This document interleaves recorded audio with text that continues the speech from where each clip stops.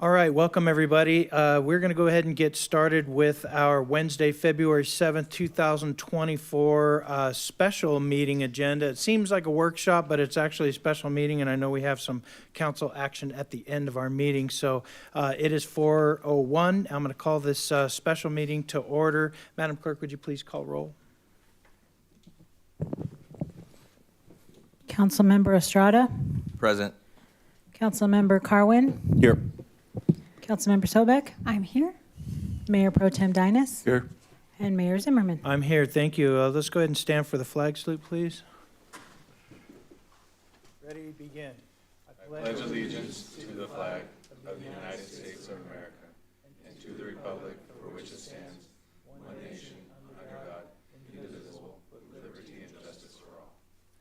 All right, thanks, everybody. We're going to go ahead and now move to item 4. This is discussion items, and I know there are 2. So I'm going to ask our Chief Financial Officer, Travis Hickey, if he would introduce the item. This is going to be our fiscal year 23-24 mid-year budget adjustment review and capital improvement program status update. Welcome, Mr. Hickey. Thank you, Mr. Mayor. Good afternoon, members of the council, city staff, members of the Menifee community. It's my pleasure to be here today to talk about the city's mid-year budget. This is a big collaborative effort that involves all of the city departments, all of the city staff, and a lot of work from finance. We have Dominic in the audience and Margarita, my deputy director, who really carries a tremendous load putting this together. So Margarita is responsible for kind of the theme of this presentation, and so I wouldn't feel right introducing that, and so I'm going to ask Margarita to come up and get us started. Hi, good afternoon, Mayor, council members, members of the public, and staff. My name is Margarita Cornejo. I am the Deputy Finance Director. And yes, as we start today's presentation, just wanted to theme it around kind of the time that we are. It's just a perfect alignment that we are literally the upcoming weekend for the, where millions of families are going to tune in to watch that Super Bowl game coming Sunday. And what better timing to align kind of our mid-year to that, because in that element, that's kind of what we're looking at when we're looking at a mid-year. It's a halfway point of the budget of the program year 1 cycle. So it is our pleasure to introduce to you guys this afternoon the mid-year halftime show of of the 23-24 year, which will include an overview of the 2-year timeline budget cycle as we recently adopted in June, an overview of what's being requested on the revenue and expenditure side, a look back a little bit of from July to now where we have gone on our adopted versus adjusted citywide budget, the economic outlook and revenue review that was done as a backdrop to kind of put forward these recommendations. On the expenditure side, any personnel, operating capital outlays that are being recommended, and then very important to the city's funding sources, a look at our quality of life where it stands, what was presented to our committee on January 23rd, what the recommendations were. And then last but not least, an important component of our citywide budget is our capital improvement program, CIP. So today's presentation will be a collaborative effort between the finance department and our public works engineering department, and all really in representation of the various departments that have put together this halftime show for you guys. So to kind of start it off, I'll just kind of put the backdrop of the 2-year budget cycle where it stands and kind of where we are today. When we last met to talk about budget, it was in June of 2023, and we initiated going for the first time into what would be a 2-year budget cycle, meaning, yes, we are looking at revenues and expenses on a longer range, on a 24-month basis, but we're still individually managing 2 years at a 12-month basis. So we're in the middle of year 1. We are exactly what we would call mid-year, reviewing where are we revenue-wise and expenditure-wise in the first year. And then in a very short time frame, literally around the corner in about April, we'll be moving forward with our mid-cycle, which will be new to this organization. In prior years, we would be looking more at a traditional budget from blank starting again. This time we have a starting basis, but it will be an opportunity to collect input from the public, from council on all elements of the budget, whether it be personnel or capital improvement program. And this again connects the 2-year budget into that longer financial planning, that longer horizon, connecting it to strategic planning in our strategic plan, but also into better long-term financial planning, but also retaining the financial transparency and reporting that we've had in the past with the 1 year.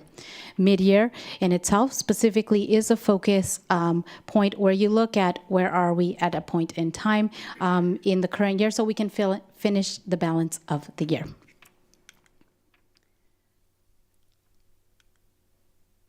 With that, I will turn it over to our Chief Financial Officer, Travis Hickey, to move forward with the summary of the 23-24 mid-year.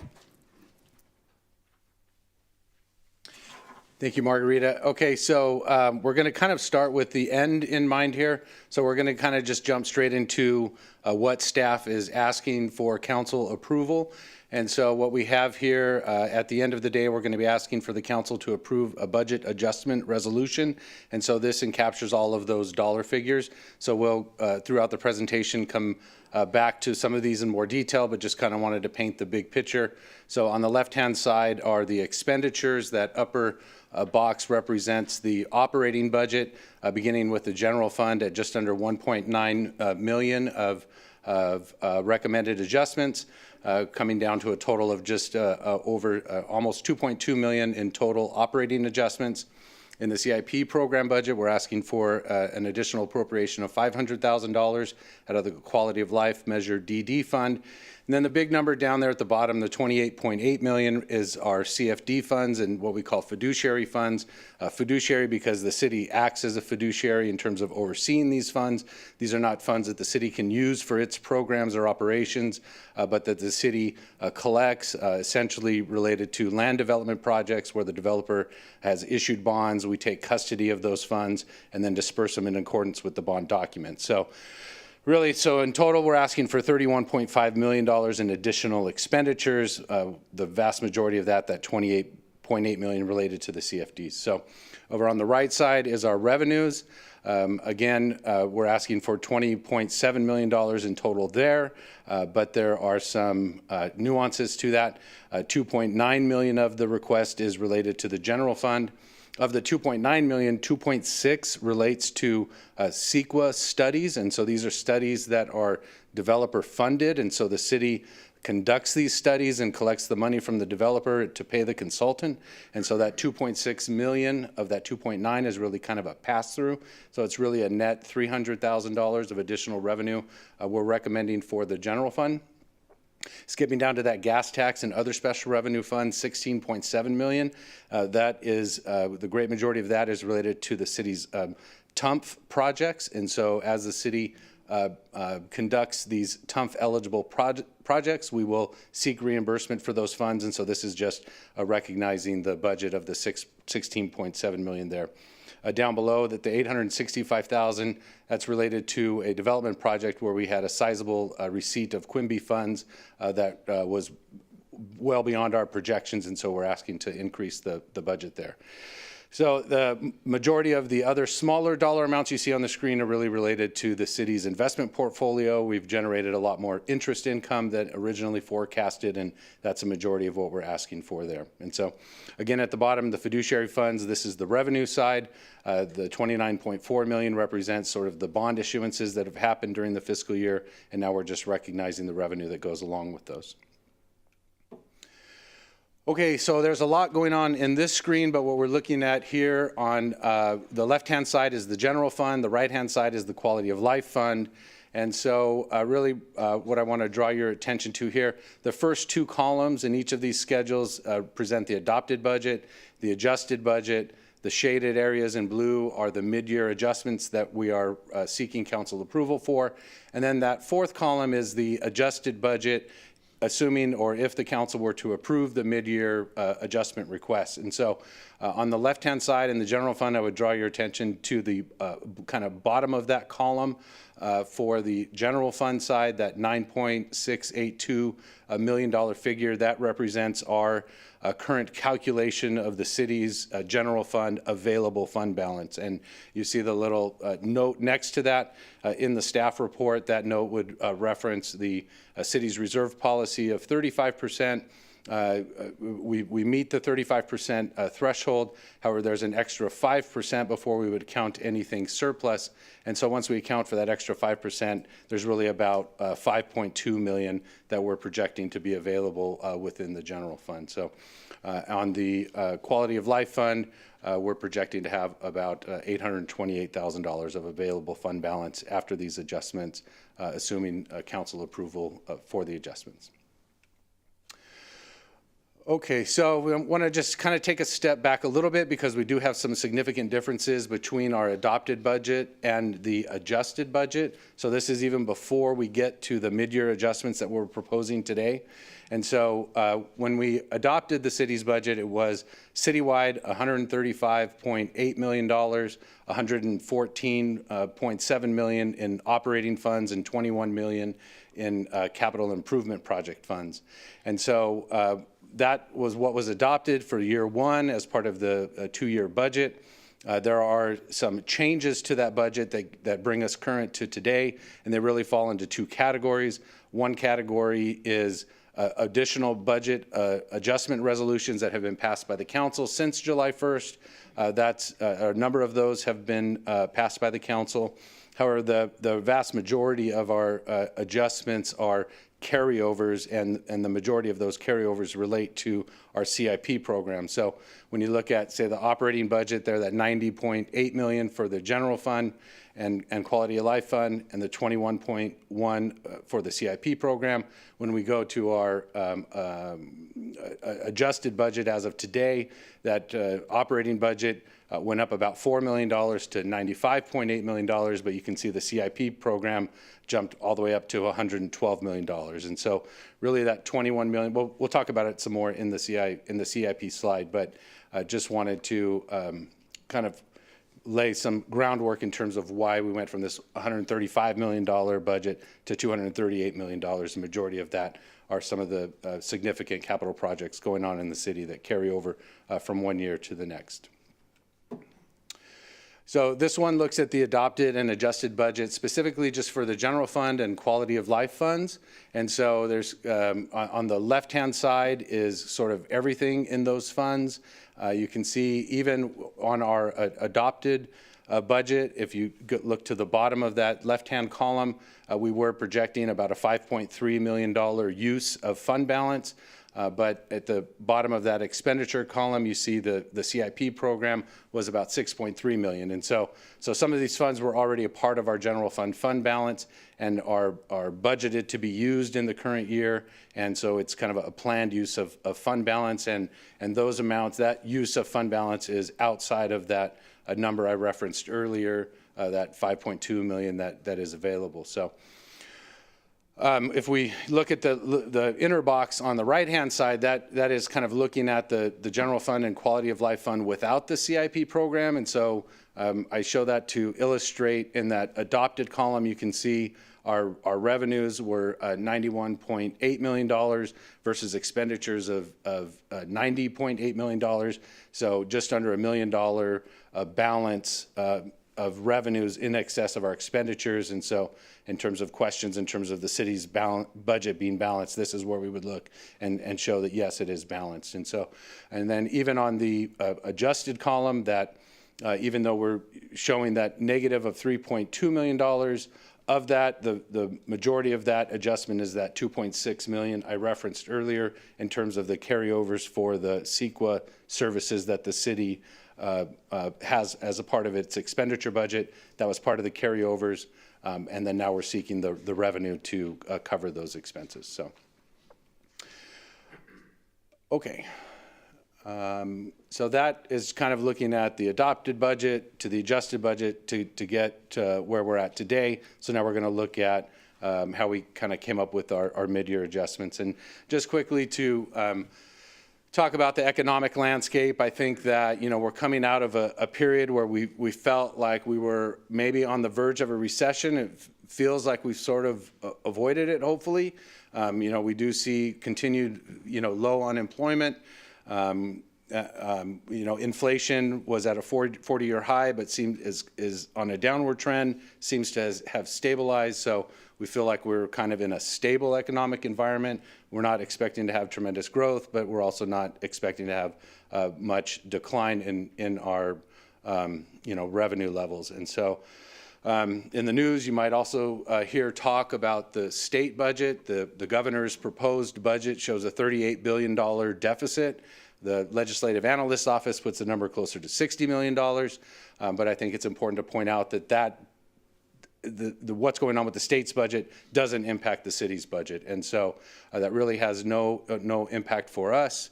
The State Board of Equalization, we used to be the State Board of Equalization, now the California Department of Tax and Fee Administration does collect our sales tax and our quality of life revenues, but those are not available to be touched by the state. Our property taxes go through the county, and those are off limits to the state. So we don't really need to worry about the state's budget deficit.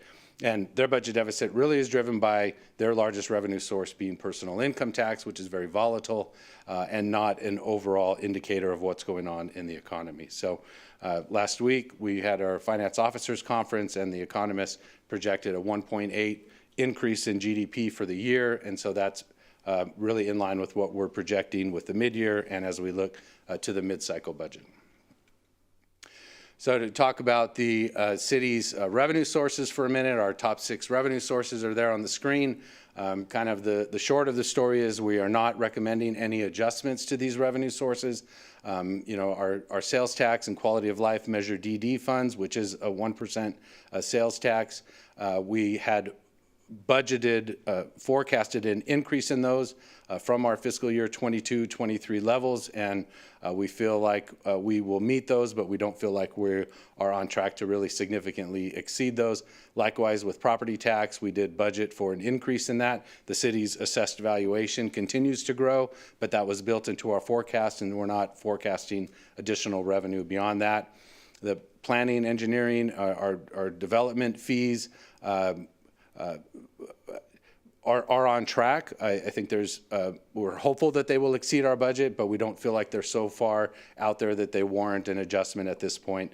Likewise, our vehicle license fee revenue really operates like property tax, and again, the forecast, an increase was already forecasted. Our franchise fees continue to grow as we add more residents and we add new services and connections there. And so we do see an increase there, but again, it was already included in our forecast, and so we're not recommending any adjustments with that.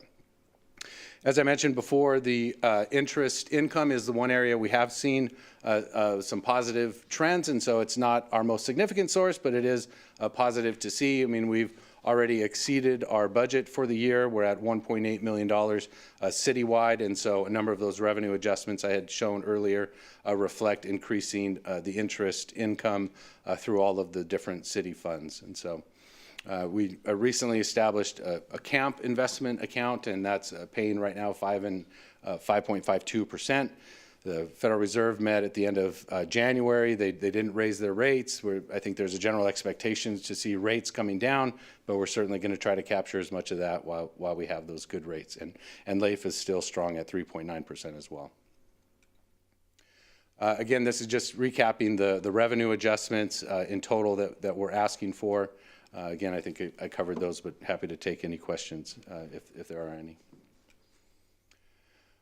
Okay, so for the expenditures, I'm going to turn it back over to Margarita.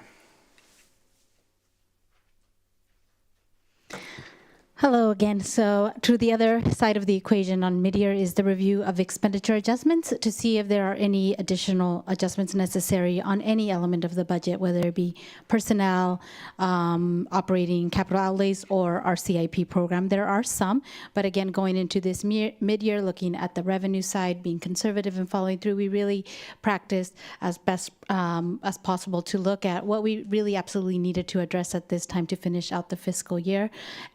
And work with the departments to kind of align kind of needs versus kind of the resources that we have. So Looking at an overall picture of an expenditure really on the general fund and quality of life, we break our operating and maintenance categories into three. That's personnel, operations and maintenance, and capital outlays.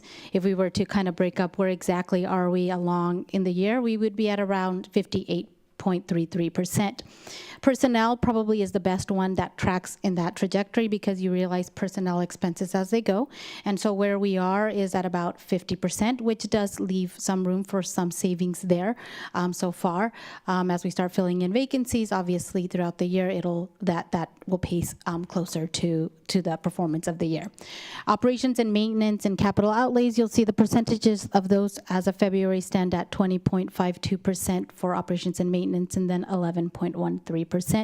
While those are significantly lower than the 58.33%, it is just important to note that these don't necessarily follow the same trajectory as personnel because we have, for example, on the operations and maintenance side, some of our larger expenses, such as our fire contract and our dispatch contract, where the billing comes in more quarterly and later in the year. So as of today, we haven't realized any of those, so you're not seeing any of those expenses, but we do still expect to receive them later on. On the capital outlay, some of our larger purchases where we have faced just delays in delivery are in our equipment and our fleet side. So while a number of purchases are already started and are underway. For example, the street sweeper that was purchased at the adoption process in June has already been ordered for a few months, but it is a more complex equipment and it's just going to take a few months to deliver. And so that's why you only see the 11.13. As we looked comprehensively at them, we anticipate that those will still be materialized and used throughout the year. So the percentages here are just provided to give you a point in time how they stand. In summary, on the expenditure side, looking at general fund, quality of life, the internal service funds, and all our other special revenues that constitute the citywide budget, there are appropriation requests on the general fund, really on the operations and maintenance and capital outlay side. Quality of life, the $500,000 is specifically to support the CIP program. There are 2 projects that are being requested. On the internal service funds, it's operation and maintenance, and specifically it's capital outlay purchases that are being done. And then we have some smaller appropriation requests in our special revenues, and really it's in the CFD, LLMD side to accommodate utility cost increases. So summarized here in this slide is on the left side, the quality of life and general fund. The largest items that are being requested at mid-year in this particular cycle relate to one, an increase for insurance premiums and claims expenses. It's just under $700,000, and this is based on on the insurance premiums on actuals we have received, and this is just in the general industry. Insurance premiums have continued to increase year over year across all categories. It's not necessarily specific to Menifee alone, but we are also impacted by things like as our workforce continues to get larger, then so do the cost of our premiums and our coverage, and then just the nature of the insurance market. On the claims expense side, this is just based on the current kind of inventory of claims that we have and the activity that we have. That can vary from year to year. At this point in time, as we are looking to finish out the year, it is necessary to have this request in order to accommodate what the city anticipates it will have in claims expense for the balance. The next line item, which is the larger one, is for about $1 million, and that is to address the CalPERS charge, the unfunded liability.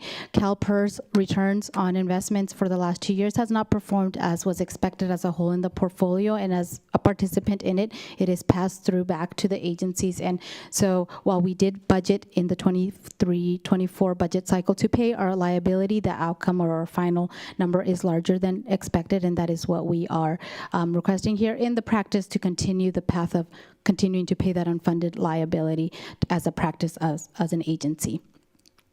You will also see a request for $100,000 related to the aquatics program. As you'll recall, at the December 6th council meeting, council approved moving forward with the aquatics program. At that time, appropriations wasn't necessary. It moved the action to start the process of recruitment, but as community services and HR has moved to activate that program, we need the appropriations to start actually filling the positions and the operation costs. This reflects the anticipated cost for the balance of the 23-24 year. At mid-cycle, we would be including and factoring a full year of an aquatics program as an adjustment to that.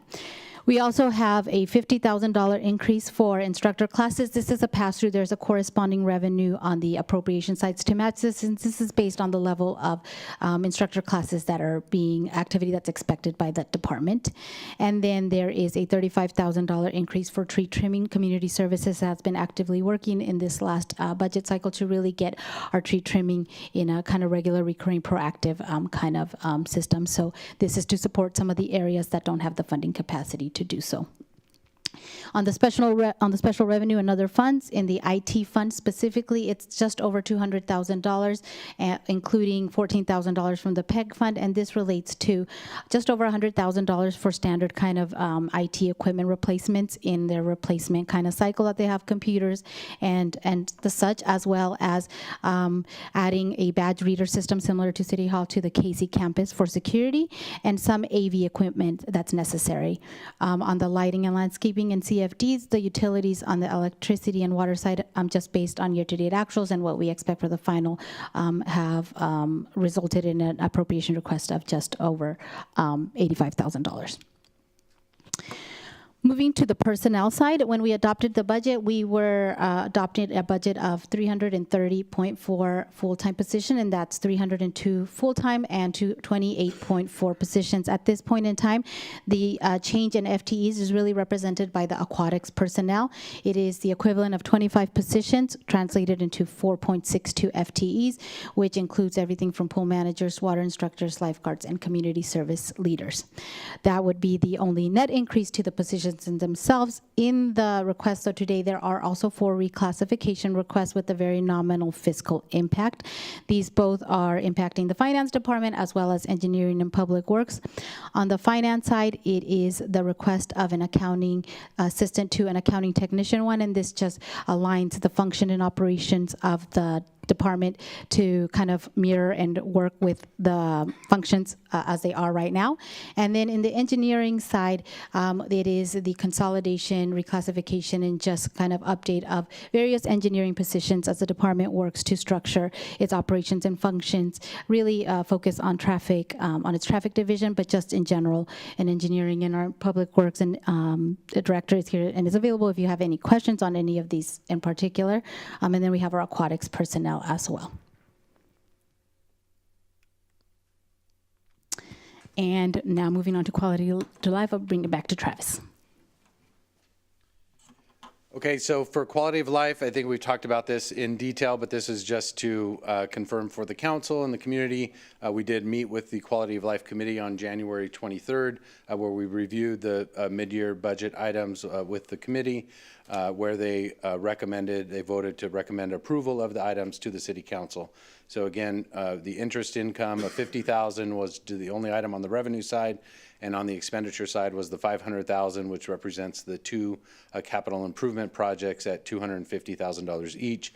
One is the pavement management program study, the other the ADA self-evaluation and transition plan, which is required that the city do to be eligible for federal grants. And so those are the Measure DD items. Okay, last slide here. This is a look at our capital projects. As I mentioned earlier, we had that big jump in our from our adopted to our adjusted budget from 21 million to 112.7 million. Currently, I think it's important to point out that that 21 million really represents new funding for fiscal year 23-24. So there were a number of projects already underway that were already funded, and then those carryovers are brought into the 23-24 year, and that's really how we go from that 32 projects to 76 projects at 112.7 million. So not just a bunch of new projects and new funding we got, these were existing projects that are carried over. And so again, and that 76 includes the 2 projects I just mentioned to the recommending approval from the Quality of Life Fund. So I think with that, I will turn it over to Nick to talk about CIP unless the council has any questions at this point. You know, maybe Travis, we should go ahead and do questions right now, council members, if we have any. Go ahead, Councilman Estrada. Yeah, thank you. My question is about some of the expenditure, or I'm sorry, one of the expenditures. I saw the badge system reader, and I remember approving earlier this year to rekey everything. And so why do we need tell me more about the badges and why we need new badges to get in the buildings and everything. I'm not sure I have the answer for that, but my understanding is the Rekeying project I thought was more like City Hall facilities. There's keys within City Hall, and I think over the years there's keys that have gone missing and so forth. Go ahead, Mr. Nix. Thank you, Mayor. Councilmember Estrada, to answer your question. So we have several doors throughout City Hall, police station, or other facilities, fire stations, that do have keys. A lot of our main entrances to facilities like City Hall, whether it be the side door for employees or other secure access areas when you're going up into human resources or city executive offices where it's employee access only, we have the badge readers. So we do have a mix of keys and badge readers, but we don't have that at the KC Center. So it's that building is inconsistent. We have a very old, if you've been there, keypad that's been in existence there since when the county built the building, and we're not sure how to reset the code to it. We're not sure how many people have the code to it, so we would like to change that out for security purposes and be more in line with the rest of the city facilities. So that's what that request is, and it's also for the main West Annex facility where most of our administrative folks are for community services, for the senior center building, looking at Lazy Creek, and then also that North Annex building where we use for community functions. So is this the only building that we're going to have to rebadge in the near future? That's what we're requesting at this moment. As we develop other buildings, like the Cherry Hills Center that was recently purchased, we're probably gonna have to incorporate that as well. But for this mid-year request, it's for those buildings that I just mentioned. Okay. Any other questions, council members? Okay, Councilmember Sobek. Thank you, and thank you for your both of you for the report so far. And the increase for tree trimming and maintenance, I would just like to know, you mentioned that it was, this increase was to cover the cost of those areas in the city where maintenance, CFDs and such are not covering that, and I was wondering if you might just elaborate on that a little bit. Our city arborist, Bryce Howell, is coming up. That's not a joke. Bryce is a licensed arborist. Yes. Good afternoon, Council. So what it is areas when we initially budgeted for our tree service, it was an estimation of how many trees. We hadn't completely had our annual cycle set up yet as we took over from the county and everything. So these areas are LMD areas. There's 3 specific areas that we're trying to trim. It's almost a little under 300 trees that we still need to trim. And that funding in those LMD areas is not there because of the LMDs, because it just doesn't have enough funding coming through. So that's where that extra funding is coming for when we that we're asking for. When were those LMDs set up? 1989. Okay, so that gives me an idea what part of Yeah, the it's city. 89-1 and then a couple different zones. that are in So there. we are supplementing that area and those streets and those trees through the general fund. Correct. Okay, thank you. You're welcome. Any other questions, council members? Yes, Councilwoman Sobek, can you clarify what area of the city you're talking about? The areas that were built in 1989. Where District 1, District 2, District 3? That would be, So Bryce. those districts are actually all over the city. These ones are they're LMDs. There's 3 different zones that we're looking at. That's 51. That's on Craig and Evans. And then there's also 69 and 81. It's all in 89-1, but it's those zones that are off of Garbani and Hahn, so back on that area. So Okay, that gives me a better idea. Yeah. Thanks. yep. All right, council members, let's go ahead and shift gears and we'll do our CIP projects.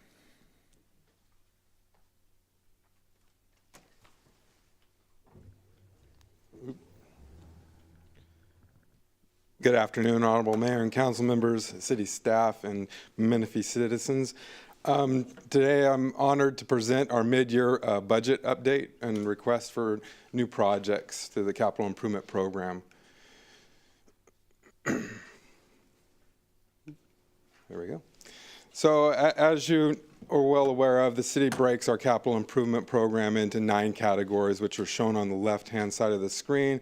Our mission for our capital improvement program is to develop a comprehensive capital improvement program that contains all individual projects and major studies for the city in conjunction with construction and completion schedules and in concert with financial plans.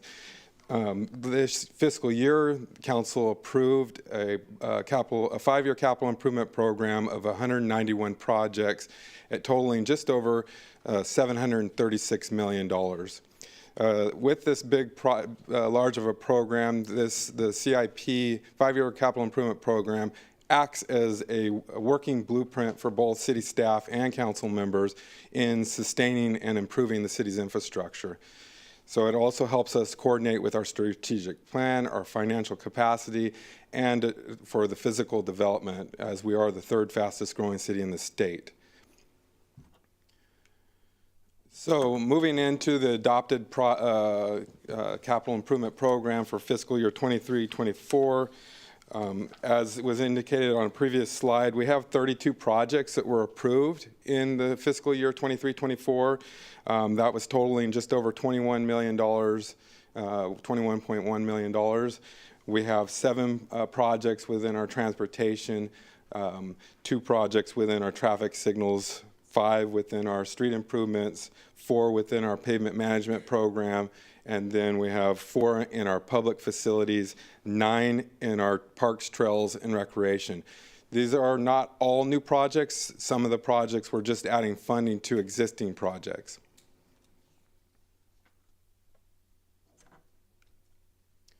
So going into our 23-24 adjusted CIP budget, looking at the first column, you could see the project category. Second project is kind of what we just touched on the last slide, the $21.13 million for the adopted budget.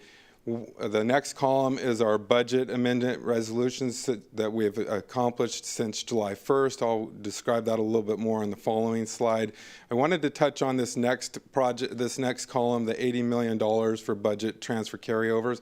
You see the transportation column at or row at $53.5 million. Just take into account that approximately $46 million of that budget carryovers is for the Holland Road overcrossing and the Bradley Road Bridge. There's several other major transportation projects like the McCall Boulevard interchange, the McCall Boulevard widening, the Scott Road project. Those all contribute to that $58 million. And then lastly, another large dollar value of the $12.4 million, $10.9 million of that carryover is for the Fire Station 5. But you can get an idea that this is all projects that we've been working on for multiple years to accomplish, which is totaling up to the $80 million in the carryover. So the next column, we are requesting 2 projects, one in the pavement management program and then one in our public facilities. We'll get into those a little bit further in discussion. But the last column I wanted to point out, the rows add up to approximately $32 million, $32.25 million. But when you add in the $80 million, we come to a total of $112.7 million total in the capital improvement program. So fiscal year 23-24 adjusted CIP. This is where these are all the projects that we've did a approved budget adjustment for since July 1st, 2023. Just to see the ones that are asterisk, those are all projects where we received grant funding. So that you can see a lot of those were due to grants that the city received to increase our our capital improvement program budget. And all these projects were brought to council for previous approval. And then moving into the summary of grant funds awards. Staff has been, over the past 2 years, have done a lot of grant writing for various projects, and we've been very successful. And I want to thank Jenny and Carlos on our CIP division, and also Phil Sutherland with our communications, because they've been all instrumental in helping us to apply for these grants, putting in applications. And for the various projects. But you can see to date we've received almost $38.9 million in grant funding, and to date we've appropriated roughly $4.2 million. We anticipate to continue to appropriate those the additional funds as the projects come to the phase where we can actually ask for the funding.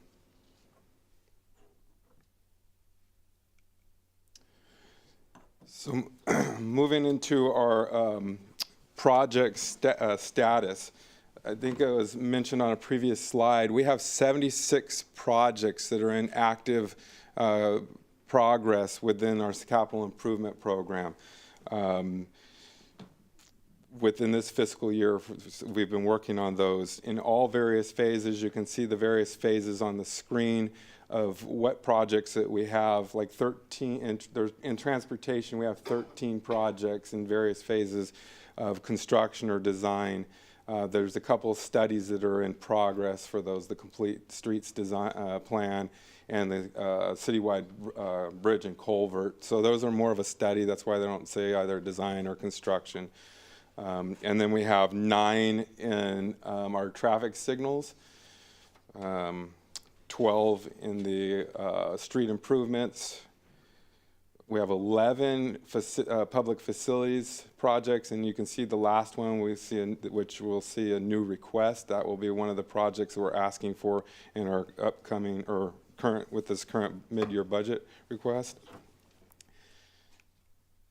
And then we have 16 parks, trails, and recreation projects, and 13 PMP projects with 1 new request for the pavement management program update. We have 1 in our street lights, and then 2 in our IT. So if you're going through all the numbers, we have 48 projects in a planning design phase, 7 projects in construction, 21 projects that have been completed within this fiscal year, and then the 2 projects that I mentioned that we're going to be asking for the new request at this budget cycle. We did want to provide a couple photos of projects that were in construction or recently completed. You're all aware that we have the Holland Road overcrossing that's currently in construction. We hope to have a stem and soffit pour February 22nd. That's our current target date. What stem and soffit is basically the underside of the bridge and all the stems, which are the structural supports for the bridge structure going across. And once we get that, then they'll start forming the deck for placement. They have also been putting in the MSE walls, which are mechanically stabilized earth walls on the east side of the freeway. Those are nice textured retaining walls. If you get a chance, you can go out. There will be a nice graphic design on both sides of that MSE wall. The Myria Road resurfacing, that project is complete. And then our Antelope Road MSJC traffic signal is also complete.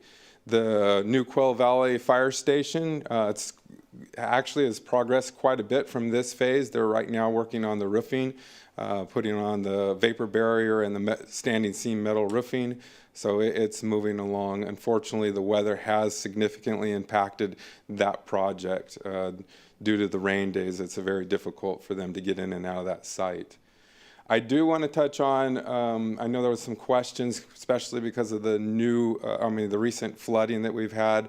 There's been questions about the Bradley Road Bridge project. Would like to report out that we are anticipating to get our environmental document complete this month.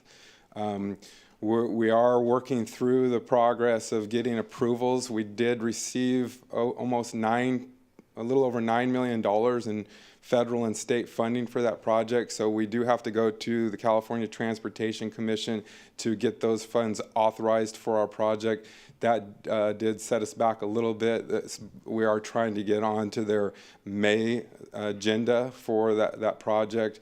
And then we've also been working through Caltrans, because we have to go through Caltrans to get approvals to spend those funds. So we're working through all the documents that are necessary to get through that. So we're hoping to be able to start. We were wanting to start in April, May of this year, but due to all these new requirements, we're probably pushed out till August, September. We have been working with, we also reached out to the flood control district to see about being able to work in the channel during the rain season, so they're giving us some workarounds. So we are actively pursuing this project to find a way to get through all the financial hurdles and the permitting for the project. So one of our first requests is for $250,000 for a pavement management program update. This isn't new. We brought this forward to our budget request in the beginning of the year, but we didn't have funding identified for it. So that's why we're coming back here at mid-year to ask for the funding to update the program. This program goes through and evaluates all the city streets. That assigns a pavement condition index number to the streets and the what we call the PCI.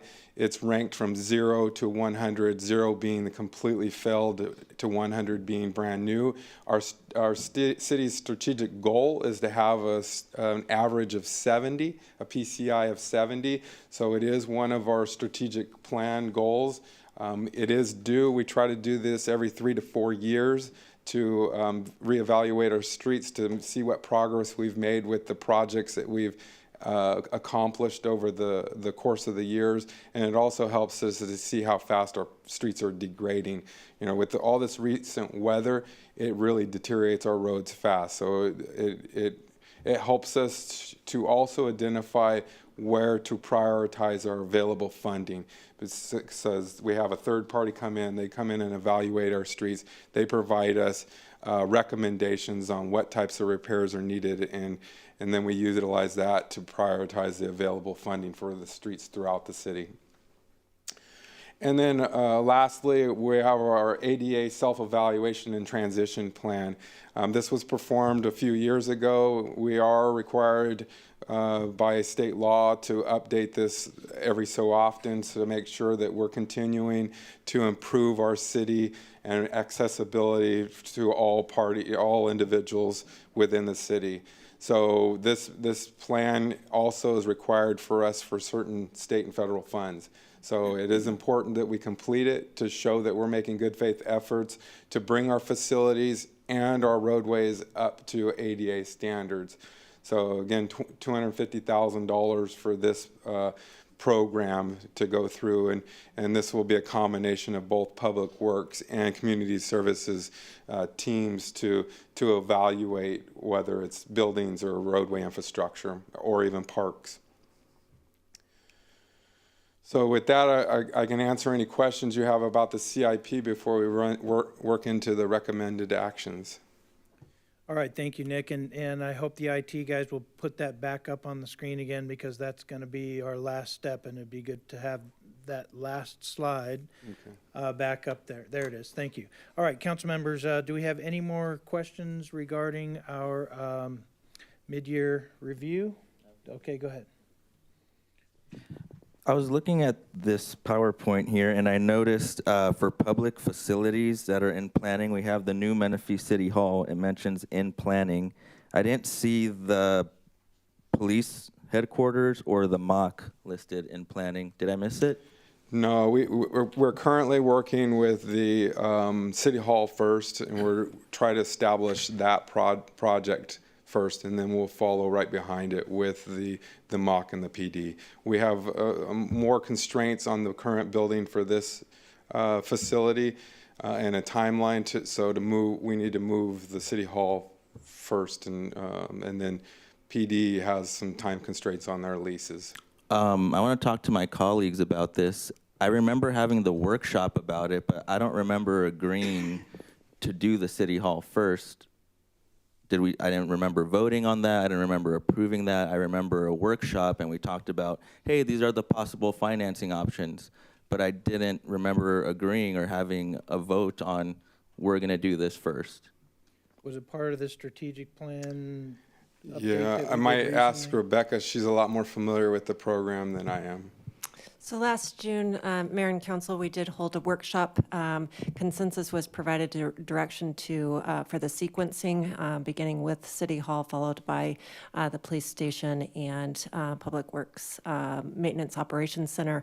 Before any action will be taken, including programming those dollars for any elements of design, it will be coming back to Council. There will be another workshop for discussion and opportunities to delve more into delivery methods and next steps in terms of that project or any of our other large facility development projects. So do you guys agree to do that first? Because I don't remember having a stance on that.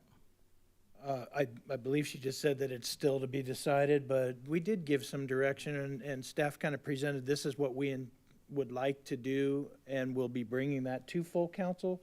And we all kind of were in agreement on that was the right sequence, so. Okay, I don't remember having that agreement or voting, getting 3 out of 5 votes on that. And I would have liked to have seen on this presentation, just like Menifee City Hall, the police department headquarters in planning and the mock in planning. And I feel like those 2 projects are being left out, and I didn't agree to that. So it's just something to consider.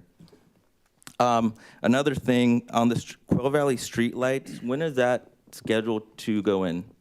I actually just signed the specifications, plans and specifications today. So we've ordered the poles. They are being manufactured and anticipating to be delivered late March, early April. So we're trying to time it to where once we take delivery of it, we'll be awarding the project to for the contractor to come in and install them. Okay, thanks. And one last question. On Getz Road, I remember a CIP workshop we had, and I asked when will Getz Road be completed, and we kind of had a fall of last year estimate.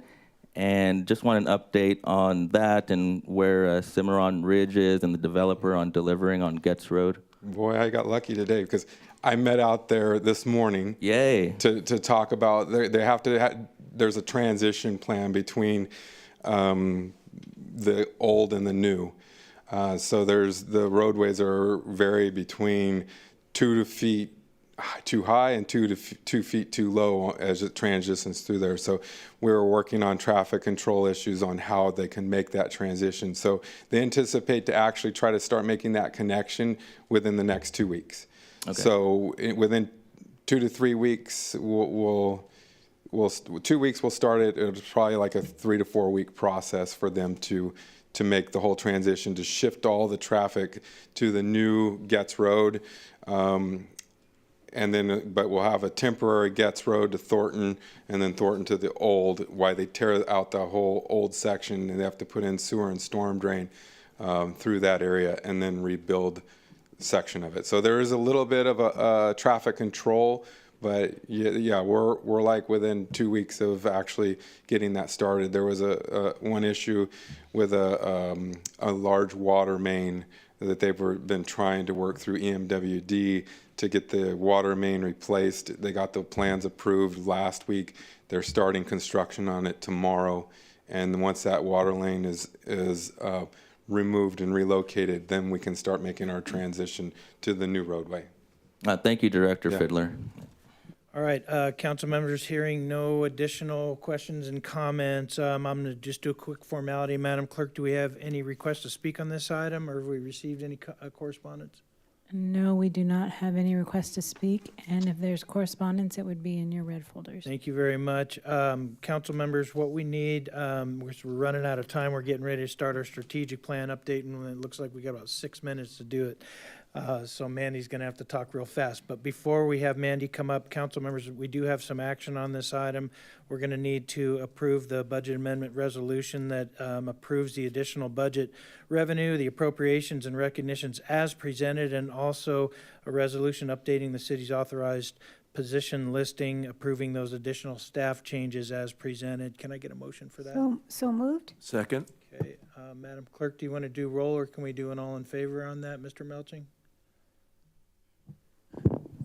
An all in favor would be fine. Okay, council members, all in favor, please say aye. Aye. Opposed? Hearing none, that is approved, and now we can move to our next item, and that is item 4.2, our 23-20 to 28 5-year strategic plan update. And I see Ms. Stevens is at the podium. Welcome. Thank you, Mayor. Mayor, council members, members of the public and staff, my name is Mandy Stevens, and I'm the management analyst for the City Executive Office. I'll be giving you a quick update on the first 6 months of the strategic plan, which is covering the period of July 1 to December 31st, 2023. The strategic plan was adopted in March of 2023 and sets the roadmap for the city's goals and objectives and the overarching strategic priorities, which are as follows. The connectivity and mobility, unique identity, community engagement and social infrastructure, thriving economy, and safe and vibrant community. Excuse me. To address the infrastructure needs within the city, staff has initiated the Complete Streets Plan, which works to improve access, mobility, and safety for all modes of travel. Staff have also been participating in community outreach efforts to talk to the public to get input so that they can work on this plan. Under the pavement management program, almost 26,000 centerline miles, which is the equivalent of just under 5 miles of road servicing, is scheduled to be completed this fiscal year. Working to establish Menifee's unique identity, a request for a proposal has been released to address the following items, which is to create the placemaking, identity and tourism master plan, complete the regional events assessment, and then the results of the assessment would then help us decide what we would be doing for our annual signature event. In an effort to enhance community engagement, staff have utilized the city's PEG channel, Menifee TV, to create 31 original content videos. We've also had a 9% increase in city website subscribers to city alerts and a 5% increase in social media followers across all the platforms. Excuse me. Sorry, I'm trying to go as fast as I can. Construction contracts have been approved for the Central Park Amphitheater and the Paloma Wash pedestrian bridge, which will also help in our social infrastructure. And then we've also partnered with Santa Rosa Academy to host youth sports and programs and have negotiated a MOU with Paloma Valley High School to provide the aquatics program. Development departments have been working on the Acela systems to create enhancements which have automated workflows, improved permit issuance, and have streamlined submittals. The implementation of the ERP system is underway and supports multiple city functions, including budgeting, payroll, financial reporting, and human capital management. During this reporting period, we have established the Coalition of Support, which is 38 staff members across all departments, which are all working together to help get that program in place. During this reporting period, the fire department completed its goals of implementing the automatic aid agreements with the City of Marietta and the Riverside County Fire Department, which will assist in reducing response times. During this reporting time, Menifee Lifesavers, which is part of the fire department, provided CPR and AED training to 195 people, which exceeded their goal. And as part of Menifee's PD Vision Zero initiative to decrease pedestrian and bicycle fatalities, the police department conducted 8 traffic safety operations, including DUI checkpoints and distracted driver operations, and also 6 bicycle safety events with local schools. These efforts, as part of the city's strategic plan, promote a safe and vibrant community. And with that, I will take any questions. All right, thank you, Ms. Stevens. Council members, do we have any questions? Mayor, I don't have a question, but I just want to thank staff for the update on the strategic plan. It's nice to have that. I agree. Madam Clerk, do we have any requests to speak on this item or correspondence? No, we do not. All right, any other discussion, council members? This is a receive and file item, so there's not much to do, but as Councilmember Sobek said, thank you so much. We appreciate the updates and look forward to hearing more. Okay, thank you. All right, council members, we are going to go ahead and adjourn now, and it is 4:59. So Mandy, you did that in under 6 minutes, and I'm absolutely amazed. You get the speedy presenter award. Yeah. All right. Is it all right then for us to go ahead and just shift gears right now and make sure that our team's ready in IT? I'm going to go ahead and call our closed session to order. This is Wednesday, February 7th. It is 5 p.m. Madam Clerk, do we have any requests to speak or any correspondence received on our closed session items? No request to speak, and any correspondence received would be in your folders. Excellent. Thank you. So, council members, let's go ahead and recess to closed session now. It is 5:01.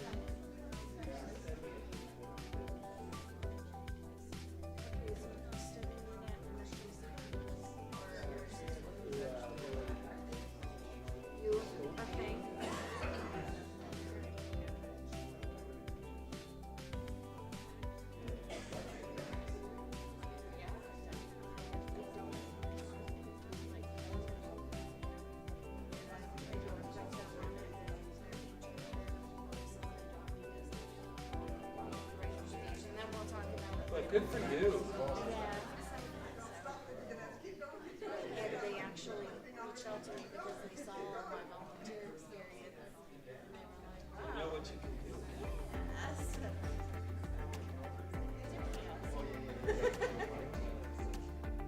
But I'm sure they're gonna be, gonna be working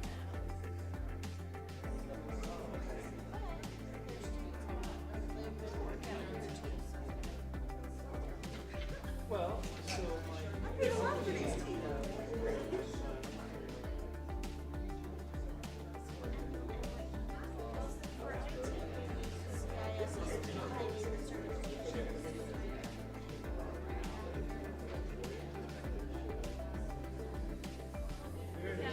Let me learn more about like kind of difference.